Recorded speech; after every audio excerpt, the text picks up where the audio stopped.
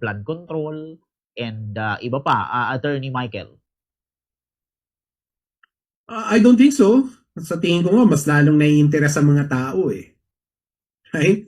Kasi like ikaw, nai-interest ka, gusto mo malaman kung ano yung ano yung dahilan, di ba? And I'm sure yung mga kasamahan mo sa media, hinahanap na yon, yung mga dahilan na yon, di ba? Inuungkat nyo na yon. So I don't think maapektuhan yung momentum. In fact, baka nakadagdag pa sa momentum dahil mas nai-interest yung mga tao.